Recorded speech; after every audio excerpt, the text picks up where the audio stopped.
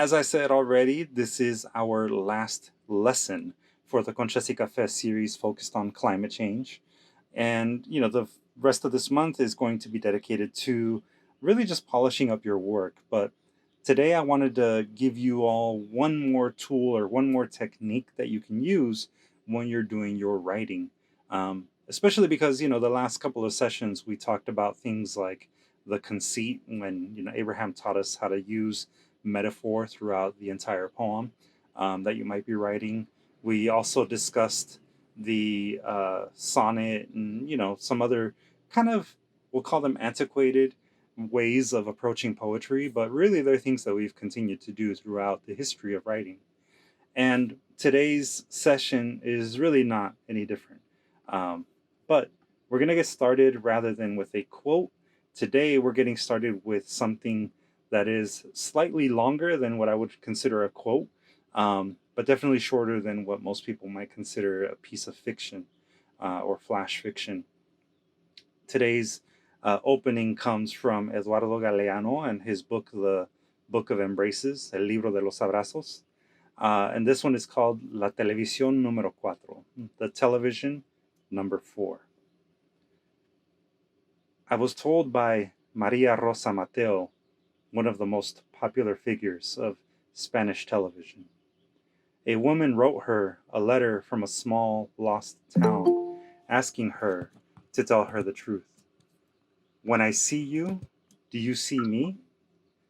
Rosa Mateo shared this story with me, and she said she didn't know how to respond. Y para los que están aquí escuchando en español, esto viene de El Libro de los Abrazos, la televisión número 4. Me lo contó María Rosa Mateo, una de las figuras más populares de la televisión española. Una mujer le había escrito una carta desde algún pueblito perdido, pidiéndole que por favor le dijera la verdad. Cuando yo la miro, ¿usted me mira? Rosa Mateo me lo contó y me dijo que no sabía qué contestar.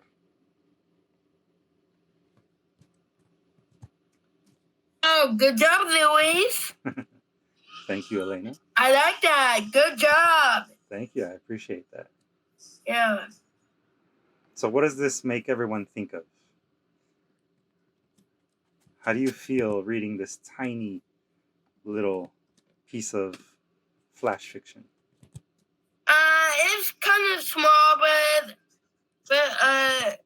can I make it bigger? That's about as big as I can go. Okay. But I really liked it. It's really good. Good, I'm glad. Are you speaking of just that one line, when I see you, do you see me? Well, the whole thing, right? So it's not just that one line. But. Okay. Tina? I'm thinking I'm going to say I'm thinking a few times so I can sound smart.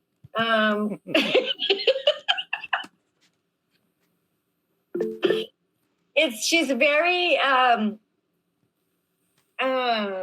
don't want to say simple-minded or just kind of being very, like she's never used television before. Or maybe she really wants to know, while you're looking at the TV, if you're looking and I'm looking at you, can you see me? Like, we think that the television people, sometimes they can see us, but there's nobody there. It's just the camera, right? Right. You get the impression, like I'm getting the impression, even though you can't see me, but if I did this, turn off the microphone. If I do this, you can't see me. Yeah. You see? Mm-hmm. Can I say something? Yes, your turn. I'm on the wrong, I'm in the book, but I'm on the wrong page. In reading this, And I need to read it again because first I thought about the one line and then you said the whole thing. Now, and I'm thinking as Miss Tina is speaking, is this the uh, Spanish TV person speaking, or is it someone that wrote her this and asked her this question? So Right. I'm kind of mixed up here. Yeah, that is what the writing is implying, that the question is coming from the woman from the small town.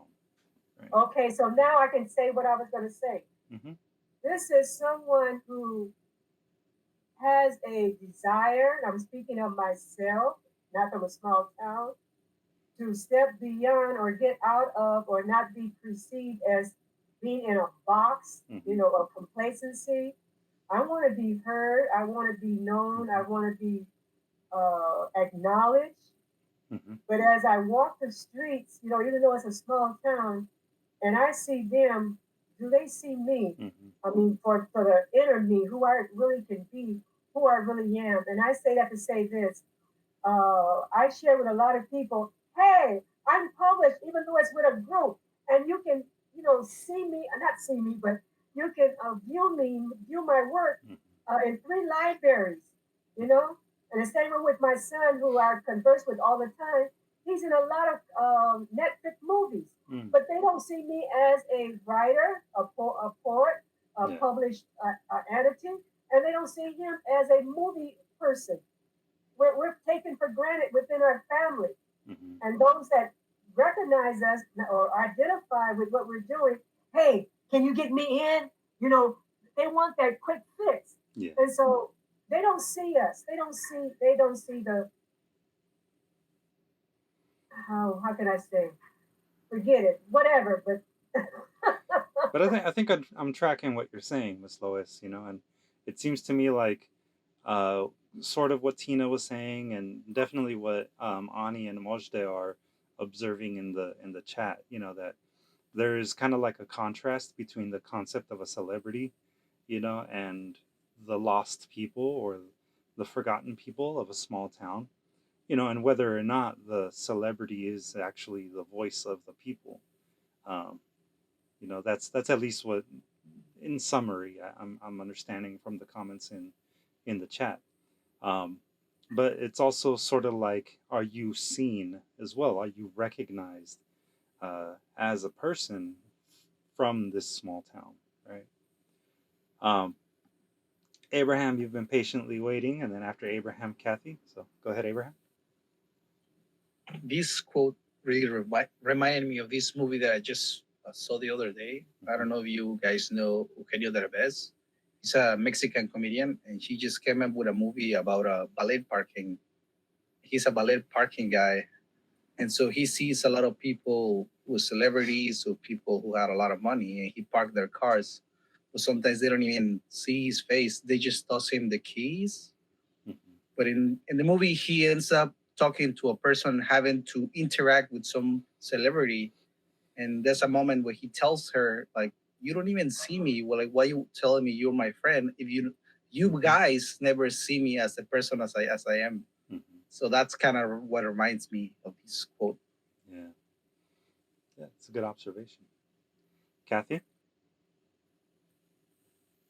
Mine is a little bit more ethereal, I think. More of the responsibility of if you're on television or if you're a writer or an artist, that connection you have with people around the world, no matter how big or small. I think what the small town person was saying, I feel connected to you. Do you feel me too? Because when you share all of these things, because you're so popular, I can really relate to you. Can you relate to me truly? I think that's kind of what, and a couple of things that happens in writing and when we're workshopping and we bounce work off each other, I really do forget about, how is this going to affect the reader? I'm not thinking that when I'm writing until I'm actually workshopping with all of you. And that kind of comes to mind from that.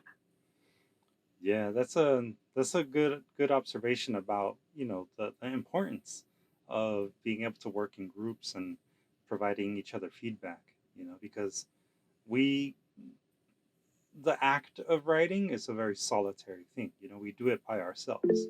Um, but writing itself is not a solitary thing. It's actually you as the writer essentially speaking to your audience. Um, and it's very similar in a way to the way that television works, at least from what I'm interpreting. It's television is transmitting a message, that someone wrote, someone created. Um, and it's possible that the creators that create content, whether that be on social media, that be, for TV, movies, whatever, they might be thinking about, themselves and, the message that they want to say, but then their audience is going to take it in. And the question is always going to be, do you, the audience member, see yourself in the work that is being presented to you? That is always going to be a question.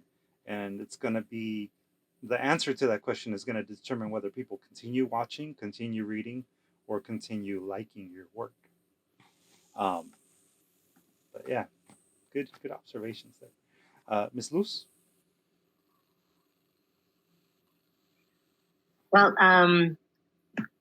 this story reminded me of a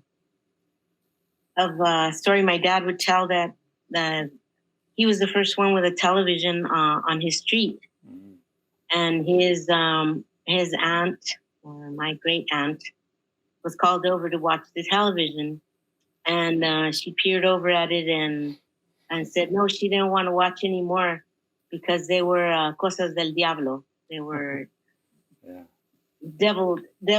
devil's work.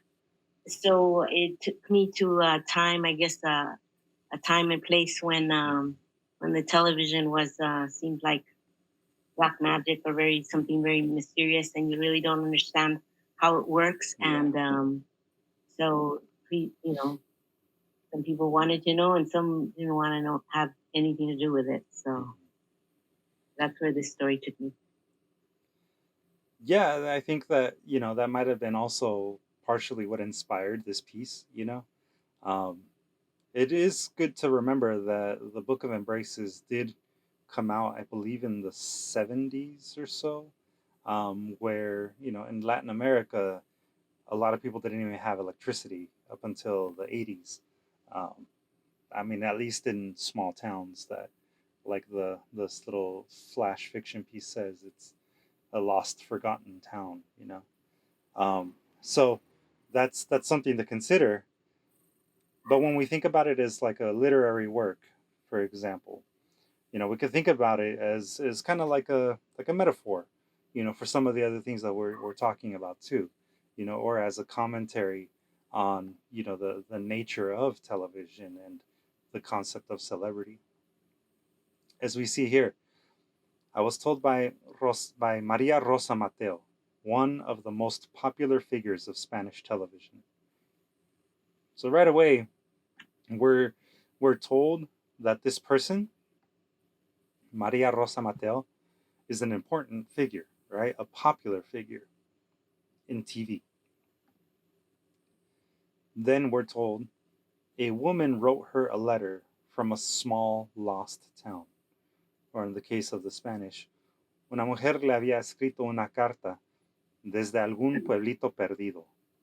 So pueblito meaning very small town, maybe like a little village, and the perdido is lost, right? So we're talking about definitely like a backwoods area, a place that is not very, uh, that's pretty remote, we'll say, not very populated.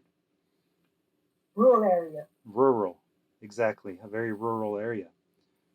So these two things are set up in contrast to each other, as Ani suggested in the chat, right?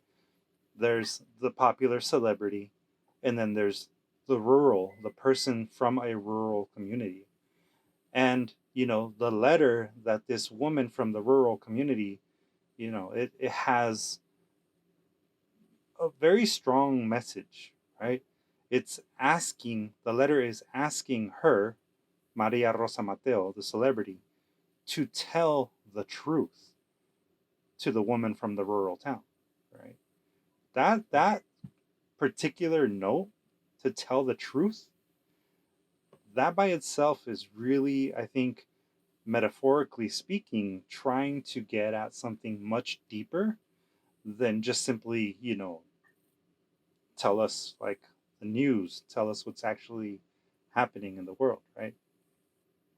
But you follow that up, right? Tell me the truth. When I see you, do you see me? Cuando yo la miro, usted me mira? That question can be interpreted in so many different ways. The way in which the woman from the rural town is characterized, it could be seen as sort of like maybe poking fun at that person. As Tina kind of talked about a little bit in the beginning, it might be a very like a kind of a simple-minded person, a person that doesn't quite understand the concept of television. It could also be a person that is, because of the time period, maybe afraid of it because it's a cosa del demonio, right? It's a demonic device, something that they just don't understand because they don't understand the science of it. There's a lot of different ways in which we can interpret that, and there's a lot of different ways in which, we Yeah. can understand the characterization of the rural woman. And at the very end, there's I think something pretty revealing, right? Rosa Mateo, remember the celebrity, shares this story with the writer, and the celebrity says she didn't know how to respond. Yeah.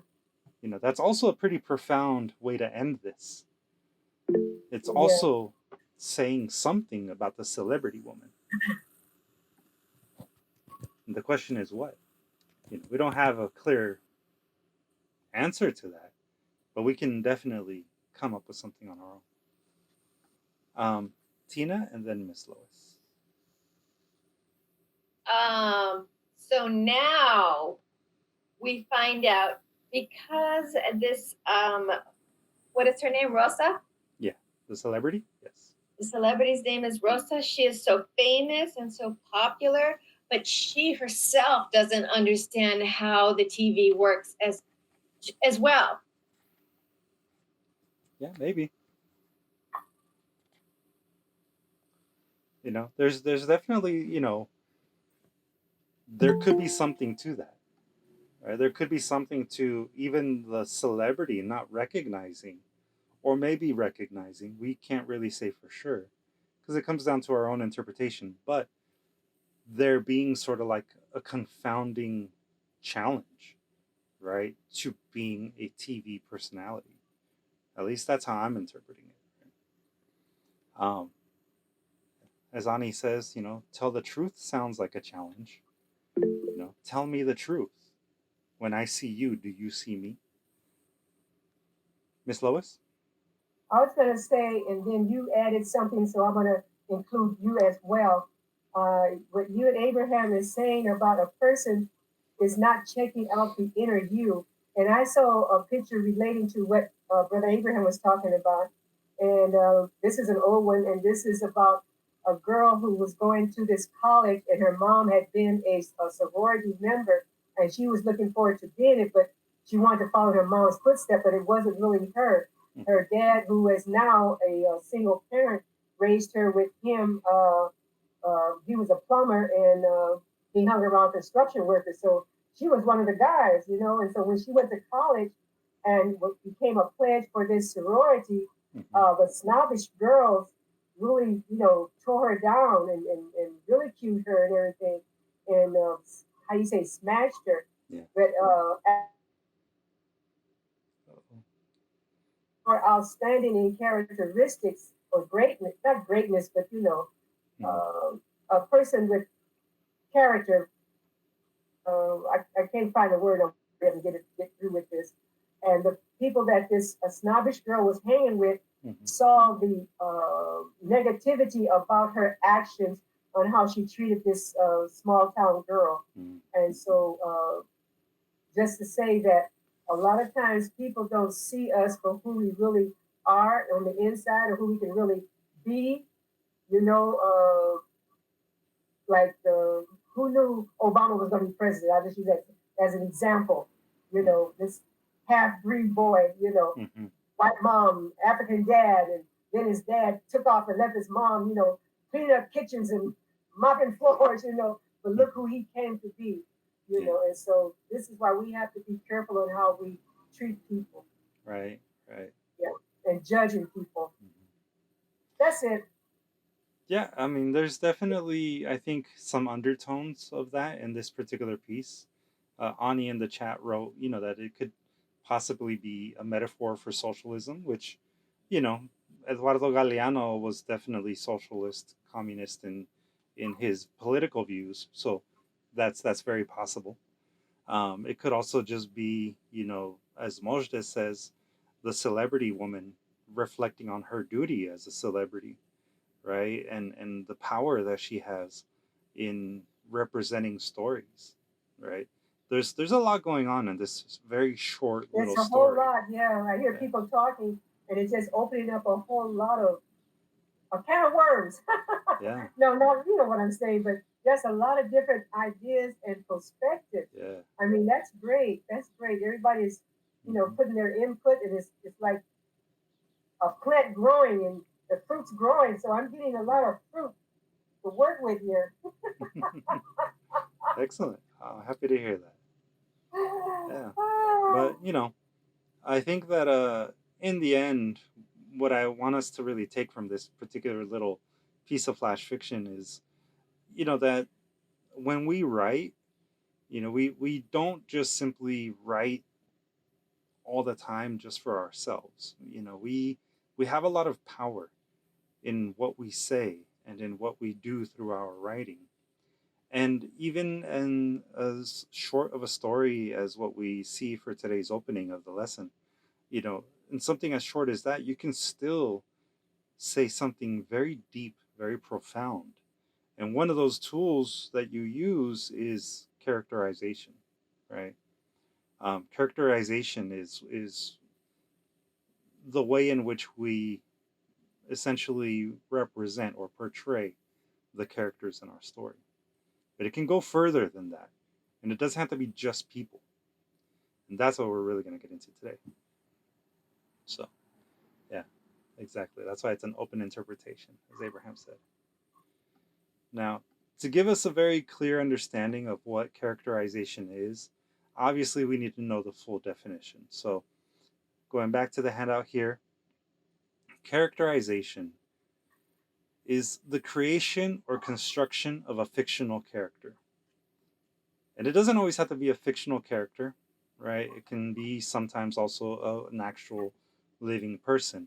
It's just a character within our story, right?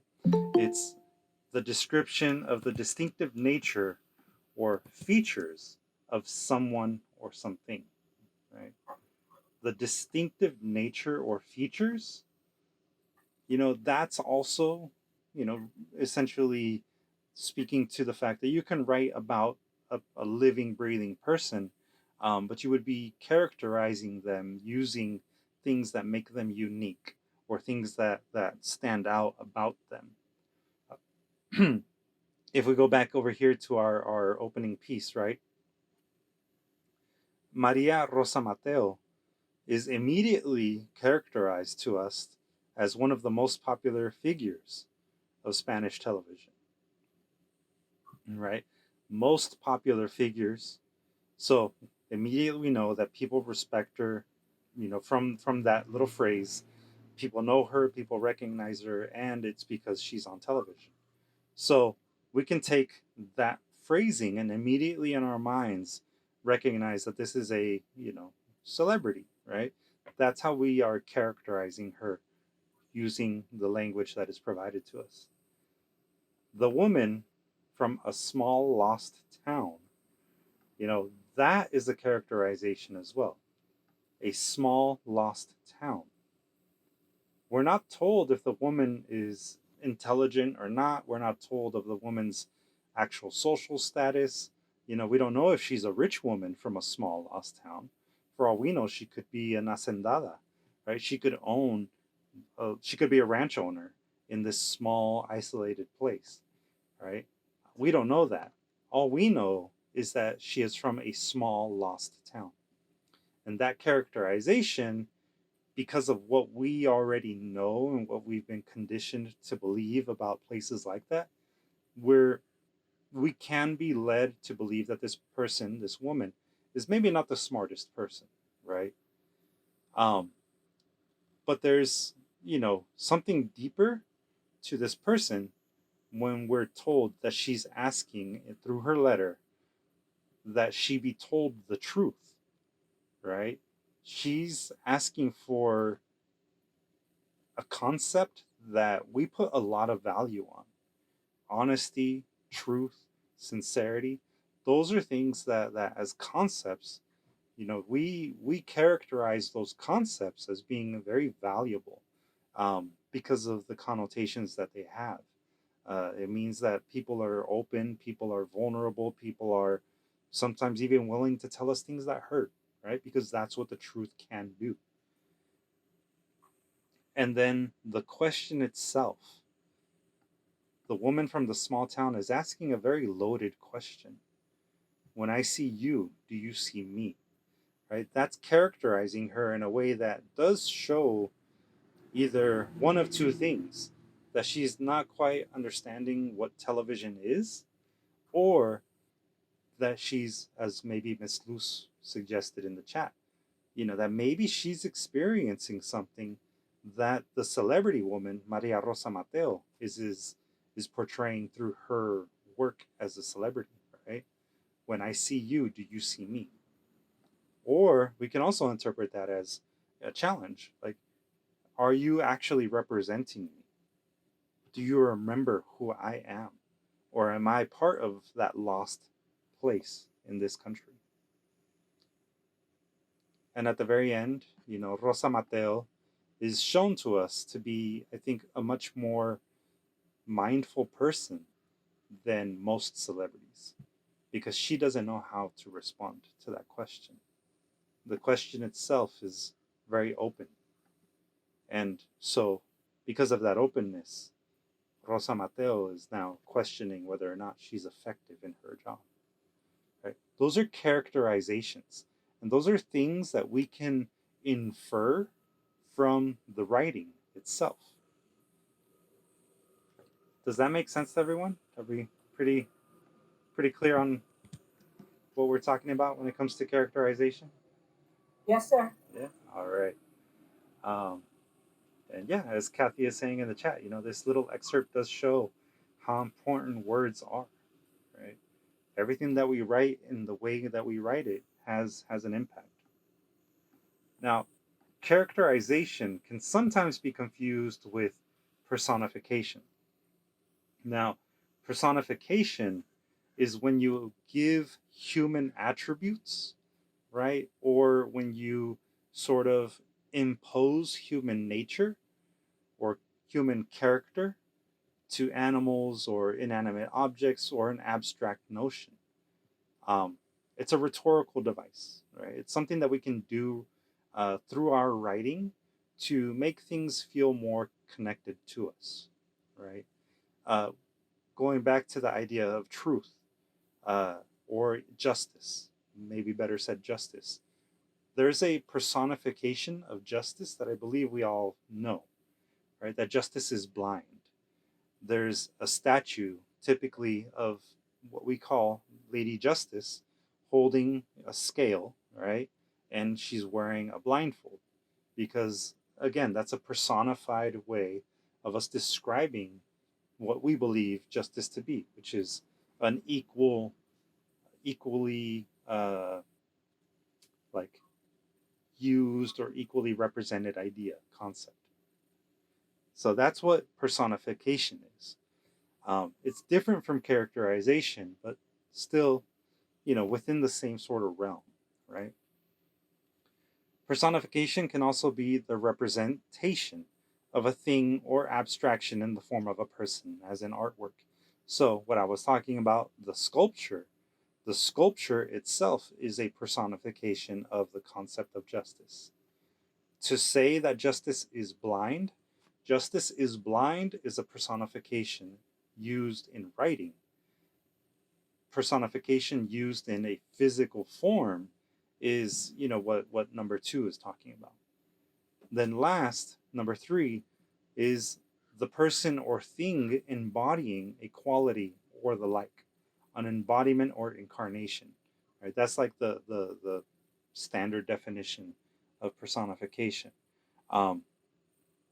It's, you can use it in the sense of like, Miss Lois personifies the love of God, right? You are the personification of, a spiritual connection, Miss Lois. And that could be another way in which we use the word personification. Are we clear on how personification works? Yeah. Close. Close? Do you have a question about it, Miss Lois? Are we not clear on it? The second one. Mm-hmm. Could you open that back up, Sure. please? So we're talking about this one, right? Yes. Oops. The representation of a thing or abstraction in the form of a person in an art. Mm-hmm. Right. So think of the statue that I was talking about of Lady Justice, right? The statue is a woman wearing a robe, holding scales, and also has a blindfold over their eyes. Right? So that would be a personification of justice. So a human representation of justice. Does that make sense? I hear what you're saying, but as you were speaking, I'm trying to think, if I wanted to use that, how would I put that in a sentence form or a statement form? I don't, Yeah. So Abraham in the chat right now wrote, when we think of death, or the Grim Reaper, right? The Grim Reaper, the skeleton wearing a cloak and carrying a scythe, that is a personification of the concept of death. Death doesn't actually look like that. Death is not actually a physical thing. It's a state of being, it's a concept, it's an action. We die. But death, when represented as a skeletal figure wearing a cloak and carrying a scythe, or when death is represented as a dark angel with black wings, those are ways in which we give like characteristics, human characteristics or human traits to a concept.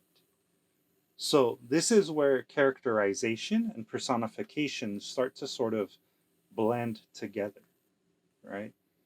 If I tell you in my poem that justice is blind and death is an angel flying on black wings, I am characterizing them by using, attributes that are human attributes. so if I tell you that the justice that you prescribe for me is just it's so much similar to the statue or something like that, Yeah. I'm referring to that you're not right.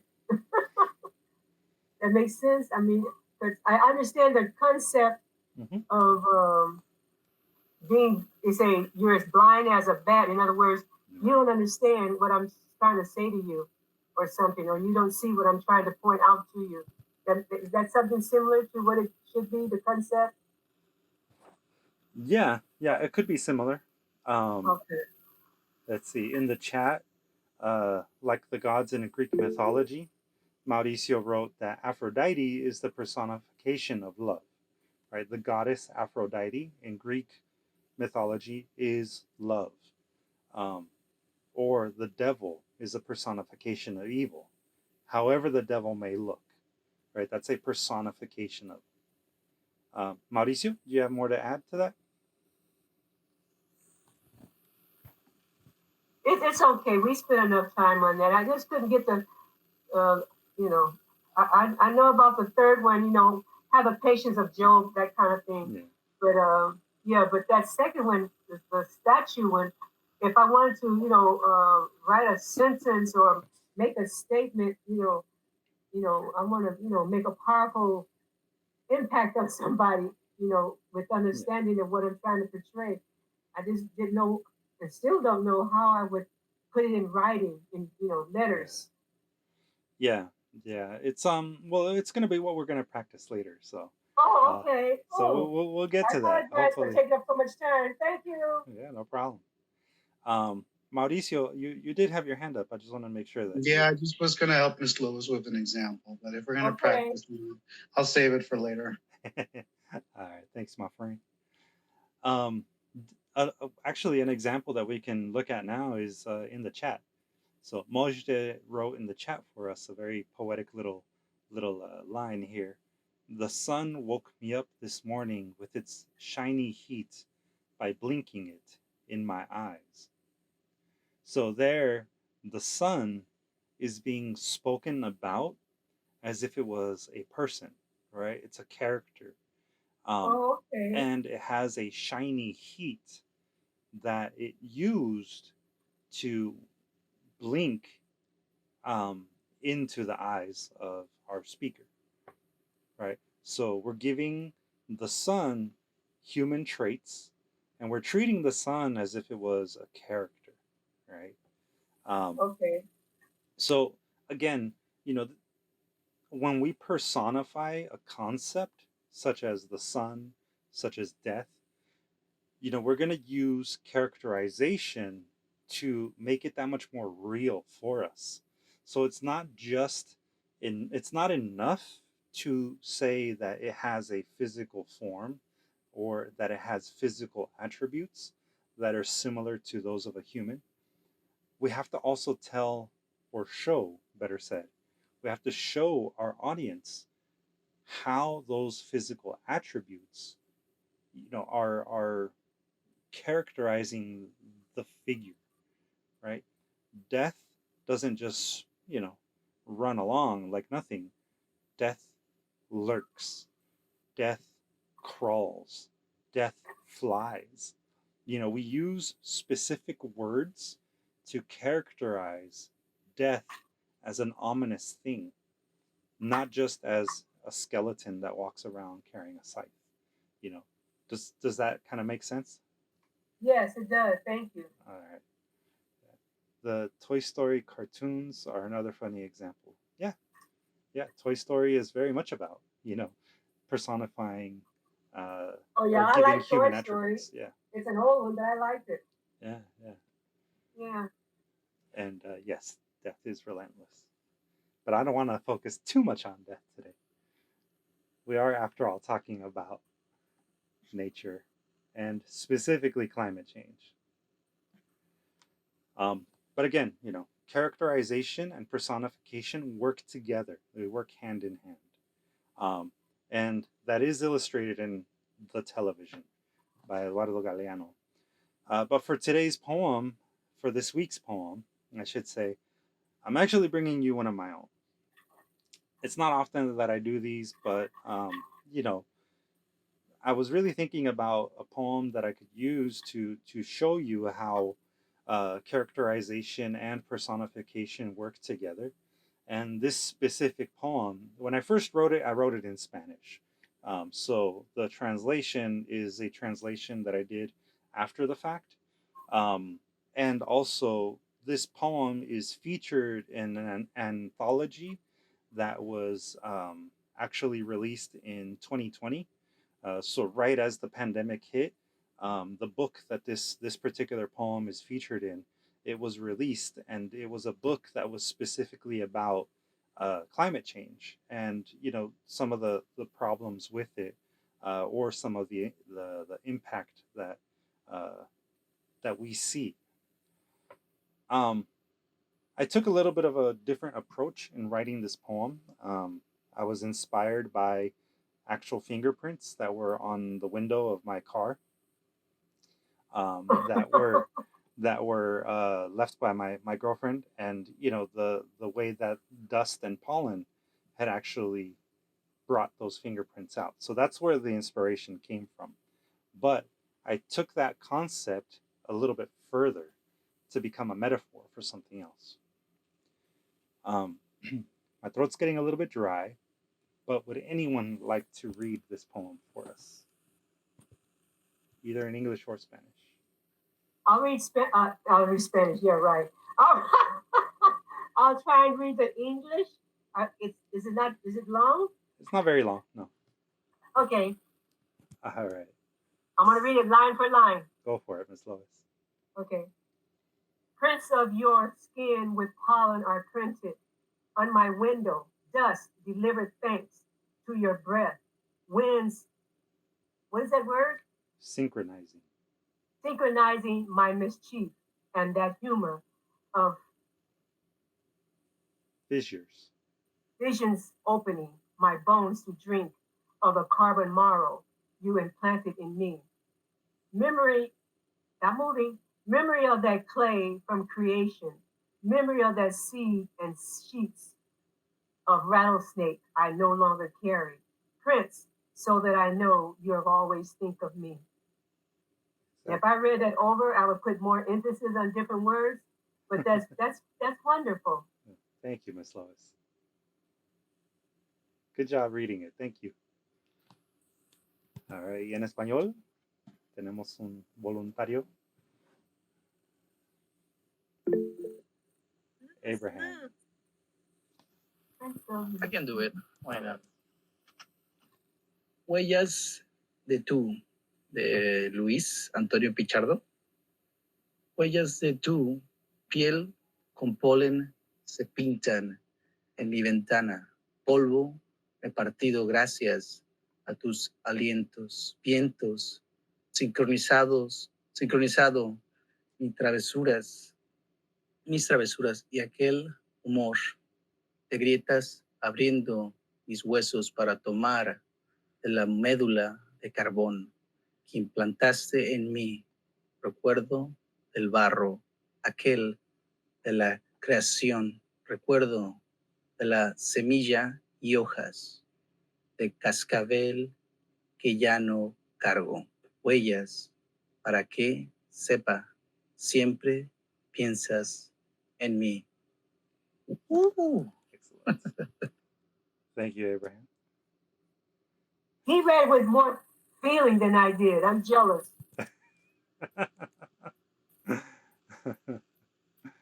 You had plenty of feeling too, Miss Lois. I think you did an excellent job. Yeah, thank you for reading, both of you. Appreciate it. So, what are your first impressions of the poem? And be honest, right? Don't. Well, you already gave us the clue about the fingerprints, so I'm going to skip that. To me, it got a little bit intimate, but then you cleaned it up. Yeah, because down here where it says synchronizing my mischief, and that humor of, how do you pronounce that word again? F-I-S? Of fissures. What does that mean? A fissure is an opening of the ground. Oh. Or like a cracking. Of opening my bones to drink of the carbon marrow you implanted in me. Memories of that clay from creation. And that was nice. You brought it back in. And then memories of rattlesnakes. That part I didn't understand. No longer I carry. Right. So you want to know what we thought about it all over? Overall? Well, yeah, first impressions, like what did it make you think of? What were the connections that you were making as you heard it or read it? Someone had a big impact, and I'm not just saying because you mentioned your girlfriend, but something or someone had an impact, and it looked like maybe as many as three different episodes in your life combined together in this one poem. So I liked it. It had a lot of information, but if I went with it in my own way, I would divide it up in different things that happen in your life that you summed it up in this one poem. I like it overall, though. Okay. All right. Thank you, Miss Lois. I appreciate that. Anyone else? First impressions. What are the connections that you were making as you were listening or reading the poem? Abraham? Well, it definitely speaks of a relationship. It's a little bit on the spicy side, but if you think about nature, it probably talks about like carbon footprint and that kind of connection. That's what I notice. Mm-hmm. Yeah. Yeah, there's definitely allusions to that. Kathy? There's also a connection to the elements, right? You're talking about dust, winds, Mm-hmm. well, rattlesnake is a little bit different, but but there's some outside influences into what's happening between the experience. Mm-hmm. So there's a blend. There we go. I think we can all hopefully be able to see all of it. Yeah, there's definitely a lot of different things happening, that are references to elemental powers. Sure. Anyone else? I just so first of all, I'm a little tired today, so I didn't get the fingerprint thing until you said it, but I get there's kind of a metaphor of the fingerprint like a memory, a trace of tying to some experiences from the past that's carried through the whole poem, which is really nice. It's like a So I see a couple of comments in the chat. Miss Michelle is asking if the human and animal are connected, and are the descriptions related to both the personified figure. That's a good question. Honestly, when I wrote it, I wasn't thinking that specifically, but I was thinking more in terms of how am I going to personify the concept of nature, and how am I going to put that into a relationship that I have with nature and the things that make me feel connected to nature. So to give you, kind of like a reference for how I constructed this poem, I really was using kind of like essentially my girlfriend as a kind of like, I want to say almost like a proto mother nature kind of figure, right? It was easy for me to give nature and the impact of nature on me human characteristics if they were inspired by my girlfriend and the impact of nature on me in the way that my girlfriend has an impact on me. Does that make sense? That was the easiest way for me to take this poem into something that was more than just a poem dedicated to my girlfriend. The word you, is that a reference to creation? The you is meant to be more of a reference to nature. And there's little allusions here and there to the concept of us being made of, we are carbon based, right? Everything that is within us is within nature. We are made of the same thing as dirt, as dust, as all of the elements that comprise everything that is nature. So that's what some of those allusions are within the poem. Are the fingerprints a metaphor for claws or grabbing the past and adhering to the present? That's a really good question, Miss Michelle. The fingerprints are sort of like the jumping off point as a physical representation of nature touching essentially me, the speaker of the poem, right? The way in which nature is in direct relationship with the speaker. The bits of her left on your car also leaves an impression on you. Right, exactly. And that's not just in like the physical sense, right? That's also in a spiritual sense. It's also in a larger existential sort of sense. I suppose my next question for you is, in reading this poem or hearing the poem, do you get a sense of what nature is or who nature is? Like, is the poem effective in characterizing nature or the climate for you, the reader? Do you feel like you get a picture of the way in which nature or the climate um, is sort of figured into this world? Yes? Okay. How so, Kathy? Can you give me a moment in the poem that is a characterization of the personified nature? The one that called out to me the most was wind synchronizing my mischief, Winds synchronizing my mischief. and that humor of fissures opening. Okay, cool, cool. Thank you. Ms. Lois?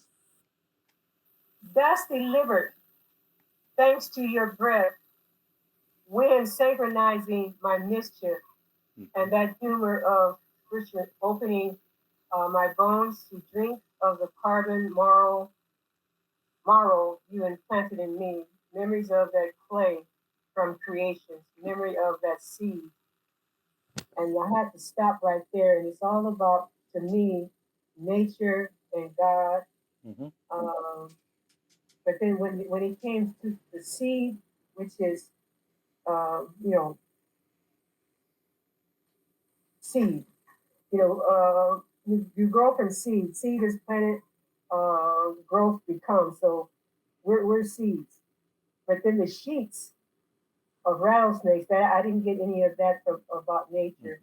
But the dust, we're from dust. And when you get buried, they say from dust, ashes, ashes to dust, from which we come. Yep. And then that opening of my bones to drink of the carbon marrow. And you explained that that you implanted in me. So who could have implanted that but God? So all of that to me, all those lines are nature to me. Except I don't get that rattlesnake. Yeah. Or it could be the one in the Garden of Eden. Yeah. Yeah, I mean the rattlesnake, the concept of the rattlesnake is the shedding of a skin, At least that's how I go was. back up to the top with the skin. Yeah. So there's like allusions to that, and then obviously you actually just said it, Miss Lois. That there's the idea, right, of the snake or the reptile in the Garden of Eden. Um, so it's a little bit of a spiritual reference. Yeah. Louis, can I go next? In a moment, Elena. We have Mauricio who's been waiting. So, Mauricio. I mean, I definitely got the elements of nature and the rattlesnake reference too. I was thinking like if we're, looking at the case for personification with this poem, I guess I wasn't sure what the elements of nature were personifying or what we were trying to personify. You know what I mean? Yeah, yeah. I can see how that could get lost. Yeah. So let me ask you, like, as the author, like, what was your intention with the poem? Like, what were you trying to personify? If I could just turn it around to you. No, yeah, and very fair question. You actually have, in one of those very rare instances, the author at your disposal. Absolutely. Yeah. So, and yeah, Abraham obviously is getting it right. It's more on the romantic side. For me, when I was writing this poem, I was really trying to extend the metaphor, essentially using a conceit to talk about, my relationship with my girlfriend. But as I was writing it, I started to realize, this can also be about nature and my relationship to nature and its impact on me. And so, as I was writing the poem, I was really trying to sort of tie together the idea or the concept of us as people. We're carbon based. We're made of the same thing as the earth. And the earth has these things that it does to remind us that it's always there. The same way that like a lover might remind you, that they're always there too when you're in love. Um, Wind can be like the breath that you feel against your neck. The way that it caresses your body, the way that it touches you can be a trigger for an emotional connection, right? Um, the way in which like sometimes you even fall apart at the sight of someone because you love them, can Yeah. feel almost like a painful experience, where you feel like you're shedding aspects of yourself to be a better person.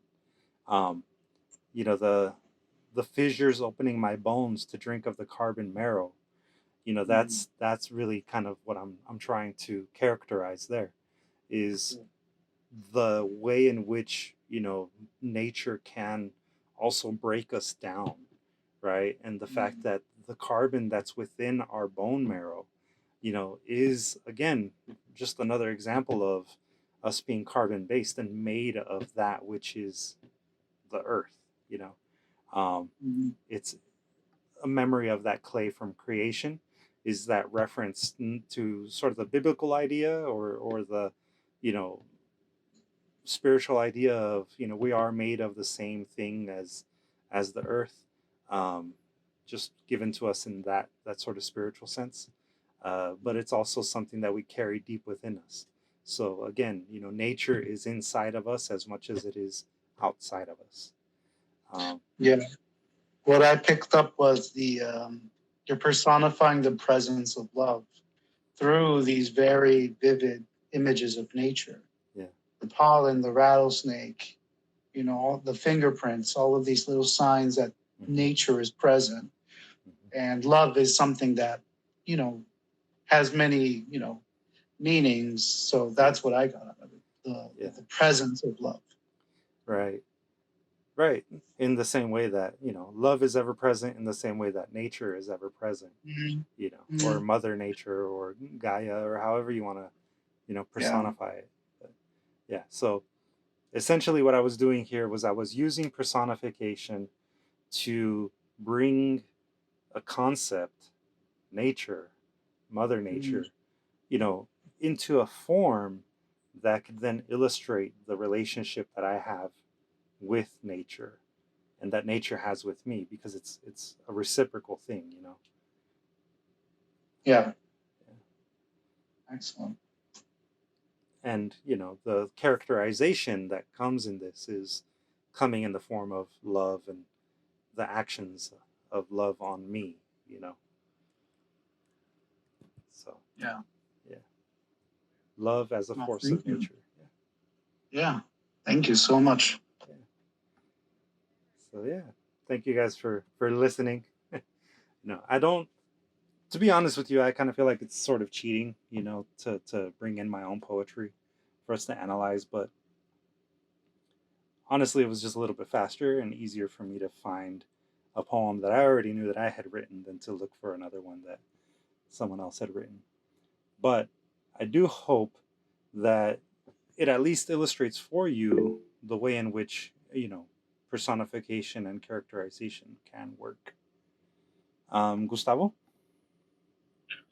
I'm really glad that you said this particular one. That I'm really glad that you chose one that that you wrote. For one, for diversity, since we usually almost always analyze one poem or a quote from someone else. So this was really refreshing and all positive that you did that. Thank you. That's cool. Thanks. Yeah, thanks. Luis, can I go next? We're actually going to do an exercise next, Elena. So make sure you have a piece of paper and a pencil ready for you to keep notes. And to answer the question of when it was written, this was written in 2020. So it's a couple years old now. All right. So what we're going to do right now is we're going to take a couple of minutes, and I want you to begin personifying some component of nature. You can do nature as a whole. If you want to do one component, kind of like we did last time, where you take one part of climate change and you expand on it as a conceit, you can do that. But begin personifying nature and use characterization to describe that personified version of nature. We're going to take How a. much time do we have? Oh, What's that? I was gonna ask how much time we have. Oh, yeah, I'm gonna give you like about we'll say 5 minutes, and then you can start adding stuff in the chat if you want to share it in the chat. And we'll keep on going. In total, we'll have like about 10 minutes. And this is perfecting or writing two concepts, two similar concepts: characterization and personification, right? Right. So in the chat is the prompt for you at this moment. And don't feel like you have to write a full poem right now. Right now, it's brainstorming. So you can do like a quick outline. You can do a bulleted list of personification, components. What are the eyes of nature? What kind of physical form does nature take? And then use characterization to talk about the attitude of nature. Use characterization to talk about the habits that nature has. Use characterization to describe their manner of being with you, with others, with the people nature loves. You're welcome to share it now. Okay. Here we go.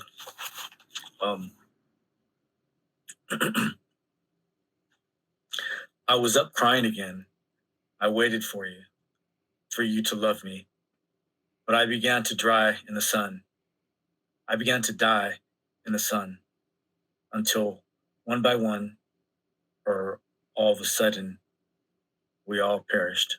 About Gustavo's. Gustavo's is kind of sad, but I like that. I like that. It I think it's a good starting point for us to discuss, climate change and its impact on us. Yeah. I usually put a happy ending if you guys. But yeah, thank you, Gustavo. Thank you for sharing what you got so far. In the chat, I see Mojde wrote, I called home if March brought its gift blooms. When knocked the door, answer was no, and just the year started. It was too soon, losing its punctuation. Nice. I'm feeling that. Miss Lois and then Mauricio. Miss Lois? I don't know if it's exactly what you're asking about, but anyway, here it goes. What is that sound coming around the bend as I go walking? Oh, it's the wind. Stronger than grandma's hands whipping. Winds know how to bend a tree. The hands of love and making cakes. The wind that gives me such a shake. That's it. Wow. Okay. So we're comparing the wind to grandma's hands, right? Yes. Okay. I think if you wanted to focus a little bit more on the personification aspect of this, rather than comparing them, as a simile compares, just call the wind grandma's hands, right? Show us how the wind is grandma's hands. Does that make sense? Yes, grandma's hands. There's a song called Grandma's Hand. Took me to church on Sunday morning. Oh yeah, it's a great song. You remember that one? Oh yeah, Bill Withers. Okay. Yeah. Bill Withers. But yeah, so that would be personification, to use the symbolism of grandma's hands as if it was the wind, right? The wind is grandma's hands. Grandma's hands, right? So if you have that in mind as you write, that will be personification, and it'll be an advanced metaphor, a conceit, if you will. Okay. Yeah. So Matter of fact, I have a Louis, phone call. did you get it in the chat? Yes. Thank you, Elena. Yes. All right. So, Mauricio, I think we were ready to share. No title yet. She throws her hair back, waves escape the space between her locks of hair. The moon nestles between her breasts, a silver locket that holds a picture of her love. Her sighs float on tepid clouds, dipping into the ocean like toes on cold sand. Driftwood finds its way back to her salty beaches, where hermit crabs seek new homes from flotsam. Their smile is not like before. There are tears in the shape of refineries in place of her irises now. Lots of garbage and syringes where her unblemished skin used to be. That's all I got so far. Nice. Yeah, the personification here is just the she is referencing nature.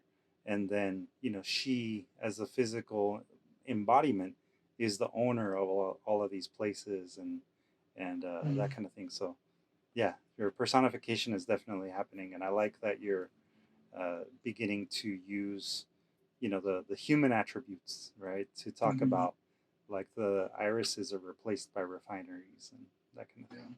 Yeah. Good job, man. Thank you. Yeah. Abraham, do you want to read the one that you put in the chat? So I'll read it for you, Abraham. Careless she exists. You live or you die. Her walking persists. Green or tar-colored hair from oil spills. She cares not. We might be pleading her to help us after we dump our problems and our trash on her, but she still doesn't care. Careless she exists. Nice. Definitely, I think the more what is it? The more brutal side of nature. Happy cry.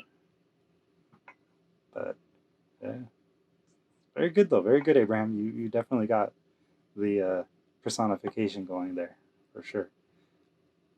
If there's something that I hope you're all noticing, personification is almost the same thing as a conceit. Right. So remember Abraham's lesson on what the conceit is. The conceit is an extended metaphor that's used throughout the poem. Personification is exactly the same thing. The only difference is that in personification, it's the human nature, the human characteristics that are used as a metaphor for the concept. But yeah, excellent example from Abraham here.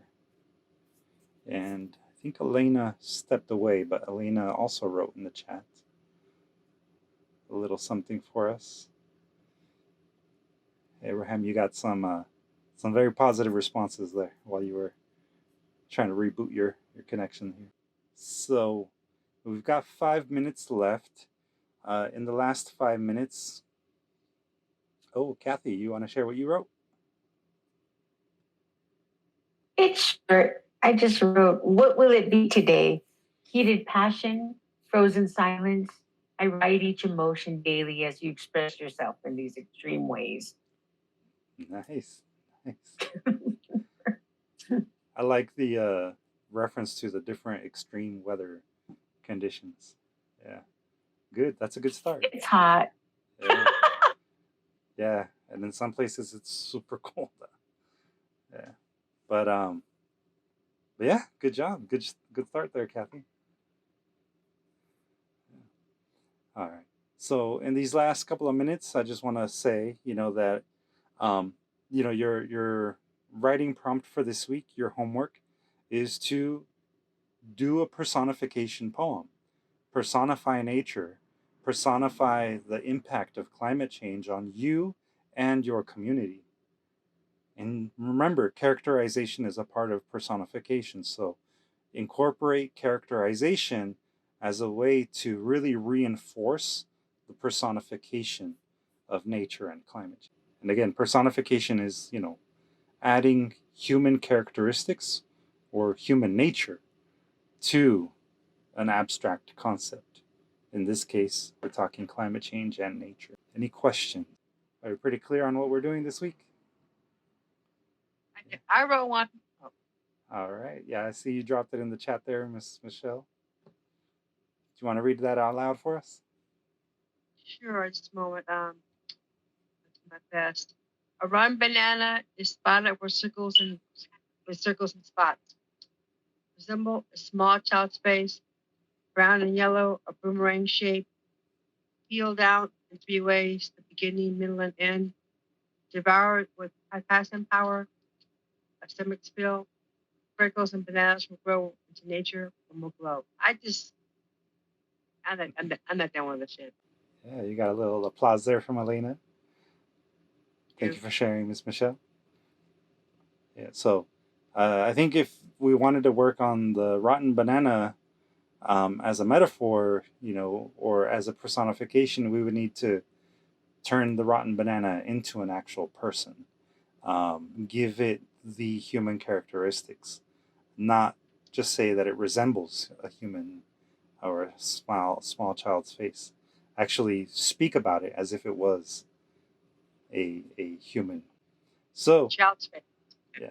So like I said, this week your assignment is to complete a poem that uses personification to describe for us through characterization either nature or climate change or both, and its impact on you. So with that said, I think we'll call it a night.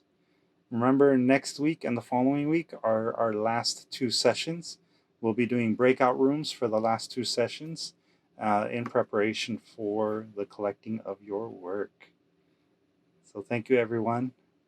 Appreciate you all listening today. Hopefully the video will be up in a couple of days for anyone that needs to review it. Okay, bye. Thank See you you next and good week. night. Bye. Hey, everybody. Take care, Have a good everyone. week. We'll see you soon. Bye. Bye. And a good Bye. night. Bye, guys. Good night, everyone.